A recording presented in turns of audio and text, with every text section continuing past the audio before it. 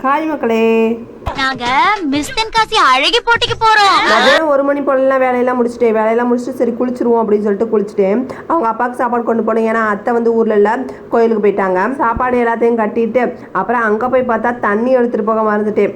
ஆஹா, இவ்வளவு வேலை செஞ்சு மண்டை மேல இருக்க கொண்டே மறந்துட்டேனடா. தம்பி, உன் இஷ்டப்படி என்ன ட்ரெயினுக்கு வெளியே தள்ளிவிடு.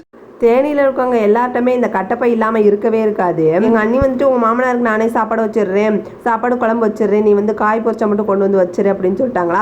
சரின்னு சொல்லிட்டு புளிக்குழம்பு வச்சிருந்தாங்க, சாப்பாடு வச்சு புளிக்குழம்பு வச்சிருந்தாங்க, வெண்டிக்காய் புளி குழம்பு, அப்புறம் முட்டை போட்டு வச்சிருந்தாங்களா. முட்டைக்கோஸ் பொரிச்சிருந்தோமா, அதையும் வந்துட்டு ஒரு கிணத்துல மாற்றி வச்சுட்டு அதுக்கப்புறம் எல்லாத்தையும் மூடி வச்சுட்டு வந்துட்டு வந்தா சாப்பிட்டுக்குருவாங்க அப்படின்னு சொல்லிட்டு அப்புறம் அவங்க அப்பாவுக்கு சாப்பாடு போட்டுட்டு அதுக்கப்புறம் ஒரு நேரமே இல்லை. அதுக்கப்புறம் பாப்பா அவங்களை கூப்பிட போனேன். அங்கே வந்துட்டு இருங்க இந்த ஓட்டை மட்டும் போட்டு போயிருங்க. என்ன ஓட்டு அப்படின்னு கேட்டால் டெமோ ஓட்டு அப்படின்னு சொன்னாங்க.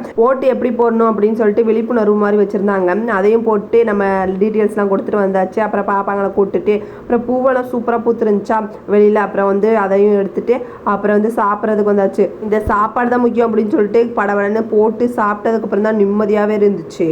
கத்திரிக்காய் குழம்பு முட்டைக்கோஸ் பொரியலும் வச்சு இந்த லஞ்சு முடிச்சாச்சு. பாய்.